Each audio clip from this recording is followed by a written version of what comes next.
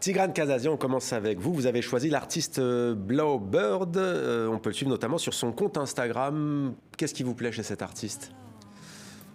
Sa voix, ses textes, beaucoup sa voix. J'ai trouvé qu'elle avait une voix sublime et je suis très heureux de collaborer avec elle et de l'inviter à mon concert dans quelques jours.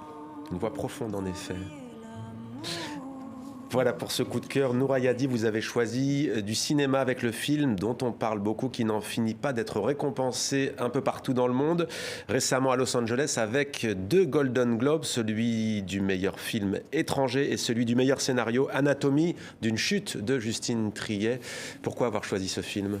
Je trouve que c'est un film vraiment puissant. Pourtant, la trame narrative est simple. C'est le procès d'une femme qui est accusée du meurtre de son mari, mais on a un jeu de personnages extrêmement fort, notamment Sandra Hüller, et je me souviens en avoir parlé des heures après avoir visionné le film, et aussi l'usage de la musique.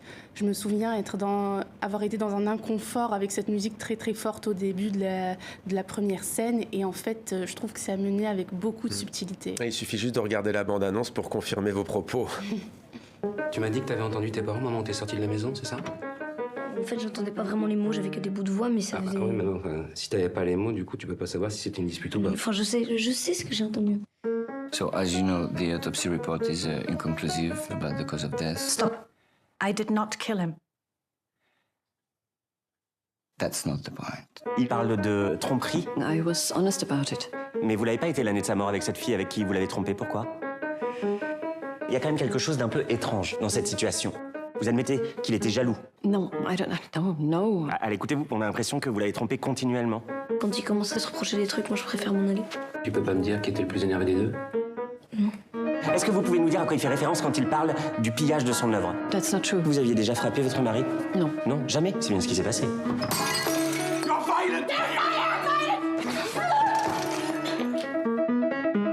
T'as pas pu les entendre s'il parlait calmement. J'ai confondu. T'as confondu.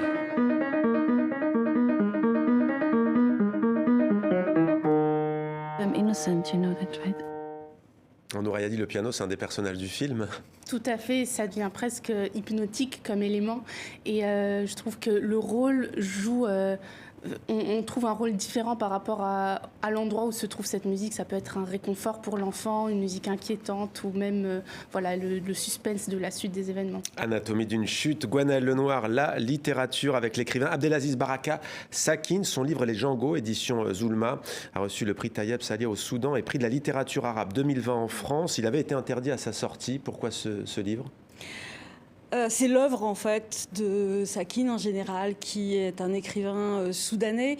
Ce que j'aime chez lui, c'est que d'abord il a une écriture très épique, très joyeuse, très pleine de vie, et une description arabophone et une description du Soudan qui est vraiment ce que le Soudan est, c'est-à-dire c'est pas un pays multiple avec des identités multiples, un pays qui plein de joie, plein d'événements différents, de personnages extrêmement forts, multiples, et ça ne correspond pas du tout à l'image du Soudan qu'on a, d'une part avec le régime islamiste qui a essayé d'étouffer tout ça, et d'ailleurs c'est pour ça que Sakine a été interdit à l'époque d'Omar al-Bashir au Soudan, et ça ne correspond pas non plus à l'image qu'on en a aujourd'hui, hélas, avec la guerre qui a repris en avril dernier.